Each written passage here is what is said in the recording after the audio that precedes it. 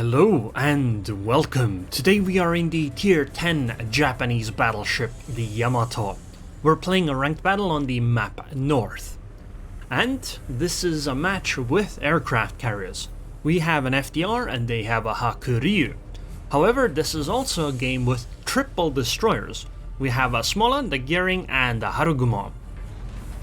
And this does mean that I think the enemy might have a slight advantage, because Hakuryu tends to be much better at dealing with destroyers than an FDR. In fact, an FDR alone can't even spot a ship and then drop it. You have to have something else that spots the ship to be able to drop it, or you have to guess where the destroyer is and start your drop before you can actually see the ship. And so an FDR has a lot more trouble dealing with destroyers. However, it's much easier for her to deal with heavy surface ships, such as Grosso Kofest, or Montanas, or Yamatos, for example. So, I didn't skip early here, or didn't speed it up, because I wanted to show the early parts. Because it's quite important in a battleship how you position, or rather where you position. How does matter as well, but not as much. In where you position, what matters is that you get some form of crossfires, that all of your battleships aren't essentially in one spot. Because when they're all in one spot, it tends to be much easier to just angle against them. And this is particularly important when you're dealing with other battleships or cruisers that are similar. In this case, it's the battleships that matter, not the cruiser, because their cruiser is, I think, a Smolensk, so it's not going to matter too much. Whatever angle the Smolensk takes, battleships will be able to deal damage to her. So I went more towards the middle, whereas the Montana went to the right side, and I was hoping the Conqueror would go to the left side, but I don't know what that Conqueror is doing. I suppose it's not as important for the Conqueror to get better angles, but it matters to me, so the fact that Conqueror didn't go wide immediately, it's not good, I think. But I mean, it's not the end of the world. There's obviously plenty of time to reposition and all of that. Ooh, hello Smolensk! Although chances are that the salvo is simply not going to work. Because, you know, it's a Smolensk, it's fast and maneuverable and all of those things, and I am firing at very long range. Now in ranked, I find that most battles end up happening at rather long ranges. And because of that, cruisers actually do have quite a lot of ability to maybe not quite avoid the damage a battleship does entirely, but they can significantly increase the chances that they will simply avoid the damage or at least minimize its impact. The enemy is capping C, because unfortunately our destroyers are smaller than the Harugumo, they're over here, and our gearing went to... I don't really know. Our gearing went to the eastern side of the map, but there's nothing there. I don't understand. I mean, even if he runs into, like, a Summers there, she won't have support. Anyway, the Hakuryu is dropping me with torpedo bombers, but it's going to hit my main belt, so it shouldn't be too bad. It should deal about 10k damage. 8k. Hey, it's fine. If I had taken one on my stern, or the nose, then I probably would have taken like 12k. So, in terms of Yamato versus Shikishima though, because Shikishima is in many ways considered about the same as the Yamato. I think the Shikishima, at least on paper, is a better ship, because she does effectively everything Yamato does, except she has either better damage per minute, or a better dispersion value. Because it depends on whether you take the legendary upgrade or not. If you take the legendary on Yamato, then Shikishima has more DPM because she gets the reload upgrade. If you take the reload upgrade, then obviously Shikishima gets the better dispersion, because she has better built-in dispersion, while the Sigmas are the same. However, also she has better anti-air, by the way, but I find that Yamato just feels kinda better, because you fire 9 shells, and there's a much higher chance that some of your shells are actually going to hit the mark. And because of that, I don't know. I'm kind of torn which one to go for. They are a lot better than I initially expected though.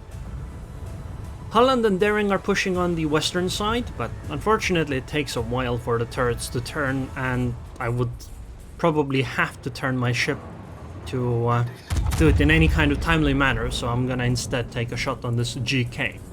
Because FDR is focusing her, so chances are she's gonna go down soon.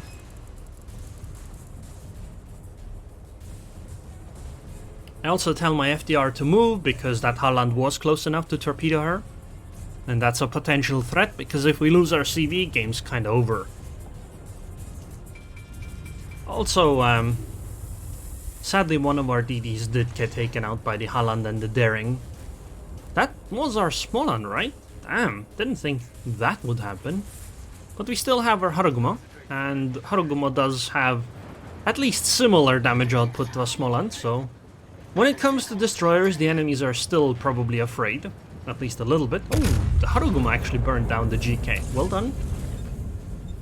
We do only have one cap, but I do need to start moving, because the Daring and the Holland are eventually going to be able to launch torps at me, and if I keep just standing still, I think they will do such a thing. Oh, there's the Daring. Okay, I guess I can go and shoot the Daring now. And I guess then go engage the enemy Yamato that's pushing, because if they get this A cap, we are gonna lose. They already have the B and C caps and have had them for a long time. So if they now take the A cap as well, it's going to be very difficult to come back from this. Wait, is that Hakure dropping the Smolensk? What? Why? Okay. That's weird, but okay. Fine. Oh, their Montana is low too. In fact, maybe we can just take care of their battleships. That would be great. Oh, Holland is opening fire on me. But I don't really want to fire at the Holland right now. It again takes forever to turn the turrets. Oh, Montana's accelerating, so those shells are just gonna miss. They take a while to get there. Not because the shells are actually slow, it's just far away. Wait, what is our... Oh my god, look at where our gearing is. This, by the way, is exactly why you don't try to go behind the enemy. If the enemy takes even 2 ships to hunt you down, then you basically end up doing nothing. At the very best, you'll trade 1-to-1. But most of the time, you'll just die. Anyway, I'm gonna push over here, but probably not through this gap right here, because I'm worried about Holland torpedoes. And potentially even the Daring torpedoes. Come on, please. You shells. 2 of them. Good. 3k damage. Somebody else, please, Conqueror. Just land like 2 shells. Oh, Daring's really low too. I guess the Smolan did really soften them up, huh? I need to slow down a little bit here, while being unspotted, so that the Daring can't launch predictive torpedoes. Or if she had already launched them, so that they don't just sail into them. Okay, so... I guess I'm gonna have to push here, right? Because we need to take out that Yamato. Oh wow! That Hakuri actually hit the Harugumo in the smokescreen. I guess she's firing her guns, so never mind. It's not that impressive after all. Harugumo, this is actually your fault in that case. You need to stop firing your guns. You're giving your positioning away. Okay, let's just go around the island here, and then try to win the fight with the Yamato. Oh god, oh no, oh no, no, no, no. Oh no, please, please don't get me stuck here. Nope, nope. Island, please move a little bit. A little bit to the right, island, okay? Please move. Island, please. Bro, can you do me a favor and move a little bit? Okay, I think we're fine. So, this could have been disastrous. It still might be. Oof, that still hurt, but luckily the salvo wasn't too good. My return salvo was even worse though, so I guess it's fine. So anyway, oh, Daring got taken out. But I tried to point my nose directly at the Yamato. That way, the Yamato shouldn't be able to go through the bow and hit the citadel and actually penetrate the citadel. The bow is simply too long. Oh wait, no, I think I'm turning too much. I'm turning too much. But don't angle like that Yamato does, because this is gonna get you deleted. Goodbye, Yamato. Unless RNGesus says. No, RNGesus said yes. So, you really want to position yourself in a way where you basically point your nose directly at the enemy's guns. Now, it's not always possible, but that's what you, I think, ideally like to do. Anyway, I'm gonna go back into the A-cap and hope I can take it. I say hope because we don't know where that Holland is. At least I don't know where that Holland is. And I am being attacked by the CV on top of that, so this is difficult. And they are at 870 points already. Oh god. We need this cap. I was unspotted for a bit, now I'm spotted again, which does mean that the Holland is probably north, because she's somehow behind the island. And because of that didn't spot me. So I'm gonna just believe my teammates that are pinging to the north of me and behave as though Holland is over there. I'm gonna just turn my nose towards that direction so that if Holland did torp in my direction, I'll be okay. Or at least I can avoid most of the torps, and considering that they still have 23k HP, I'll probably be okay. Oh, there she is. Well done with the spotting.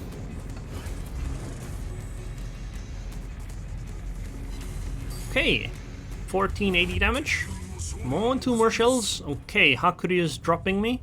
So I'm gonna start turning towards where the bombers are. Full turn, and just hope that Holland didn't launch torps. Because at the moment we just have to take such a risk. I mean, right now, right? Because it avoids the bombers a little bit. Hey, she didn't... Actually, maybe she did settle with one of them. But at the very most, it was just one. And I do think the turn helped quite a lot, because Yamato's citadel is actually sloped on the edges, right? And because of that, when a bomb hits that part, they're much less likely to citadel. So actually you have to hit a much narrower portion of the ship in the middle here to get AP citadels with the AP bombers. But man, this game isn't looking good, is it? It's a 4 against 4, but we have 548 points, they have 918, and they still have the V cap, and we are nowhere close to that cap zone. Oh, Smolensk! Oh, our Smolensk traded, that's very good. Now you might think that, oh, a trade, it doesn't matter, but it does, because you lose more points than you gain when you lose more points when you sink than you gain when you sink an enemy. Oh, and the Smolensk sank the Montana! Oh my god, well done, Smolensk. Oh god, that actually might have given us a chance. Yeah, those were some incredible torps. Smolensk, compliment right there. But still, they're at 864 points. They're an aircraft carrier and a destroyer. We don't have a DD. And our CV is incredibly poor at dealing with destroyers, right? Because we have an FDR. So, I'm gonna have to book it into the B cap. I just have to hope that I can make it in time. And I bet I'm gonna be harassed by the CV while doing so. Oh god, that was a poor salvo on the Hakuryu. I'd like to say that maybe we can sink her, but I think it's very unlikely, because at ranges, what you'll probably hit is the deck, and that is an armored deck. Which means that you'll most likely simply ricochet. You can go through the aft, but it's a very difficult shot to get properly correct, because carriers are really fast. But I just have to go. So I need to go as quickly as I can, which means that I need to minimize my turning. I need to go in a straight line to build up speed, because if you turn a little bit, that slows you down. But right now I tried to adjust myself so that I can miss the corner of the island there exactly, and enter the beat cap as quickly as possible, you know, to minimize the distance. We're gonna build up speed now. 26, 27 knots? You know, actually Yamato isn't that fast of a battleship, is she? Like, you know, when we're talking about the American super dreadnoughts or mega dreadnoughts or whatever you'd want to call them, they're what, 24.2 knots? Well, Yamato's only like 28. Okay, I guess that's still 20% faster, but I mean, it's not as big of a difference as you might think. And there's 28 knots. Straight line, don't touch A or D at all. Even if a CV comes, I won't touch them, because any kind of turning will slow me down. Torpedo bombers would be unfortunate if they got floodings on me, because that would slow me down even more or break my engine. But if dive bombers come or rocket planes, I'm just gonna keep going, because they're at 942 points already. Okay, I think I'm getting close. How far is that? 2.6 kilometers? This is where I would like to know how quickly I can get there, but I don't really have a reference for those numbers. Okay, Hakuryu. Normally I would turn into these, but again, I need to go in a straight line as quickly as I can.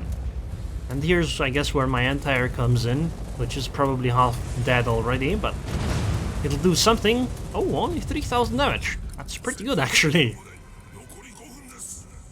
Okay, we're so close. Oh, we're actually in the cap. Excellent. And this means that the enemy does not gain any points anymore. However, I am still being attacked by an aircraft carrier. I have 26,000 HP. I do have 2 heals, but I can heal like what? 200 HP? It's not going to matter too much. If we could take this cap though, maybe. No, even if I sink regardless whether we have the cap or not, right? The enemy would still win because simply sinking me would put them over the edge in terms of points. Okay, dive bombers, so I need to be maneuvering for that. She's probably gonna come from behind, so what I'm gonna do is I'm gonna start turning in as hard as I can. I was turning out earlier, that was maybe a mistake, but oh, Hakuryu is a bit impatient. I think my turn might actually catch her off guard, and I'm gonna be in as bad of a position for her as I can be. Come on.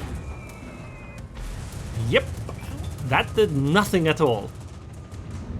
And, well, you can apparently turn at least a little bit. Come on, anti-air. Let's go, let's go, let's go. You can do it. It's coming again, but again, since I'm in a full turn, it's very difficult to predict this properly. And even if that did damage, she didn't have the capability of dealing enough damage to sink me there. And hey, that's a victory right there. 33 planes shot down by a Yamato, kept 2 bases solo. Wow, this still wasn't enough to make up for that Smolensk's amazing YOLO. That was very well done by that Smolensk. You know, FDR might have gotten second to last, but honestly, he actually played pretty damn well, right? He dealt with the destroyer when necessary and other ships when necessary. Look at the amount of damage it took from the CV though. 32k, that's all from CV torps, right? Then 27k from the bombs, that's 60k total. Then another 6600 from the rocket plane. So that CV did more than half of the damage I took this game. But this also means that she couldn't really drop on other ships, at least not as much, right? And that means that other ships took less damage, and because I survived, it was rather ineffective, I think. And I did 75k anti-air damage in return. I mean, I did more anti-air damage than the CV actually took off my HP. So, I mean, it's possible to survive. Perhaps a better CV player could have managed to do it better and could have sunk me. I don't know. But here, things just worked out. And, damn, I still can't believe that I actually managed to get over there. Okay. So, these are the upgrades and commander skills I use. So, priority target, expert marksman, superintendent, then adrenaline rush, then fire prevention, then basics of survivability. Basics of survivability so that I can take the propulsion upgrade, this one right there. Then I take the legendary upgrade. If you don't have this, then obviously go for the reload upgrade. Not really sure whether the legendary is better than reload, to be honest. Maybe just putting out more shells would be the better choice. But I think it's not a big difference at least. So, then I take the concealment upgrade, then obviously the propulsion as I mentioned, then this definitely dispersion. Second slot I take the damage control system modification 1, and then main arms modification 1.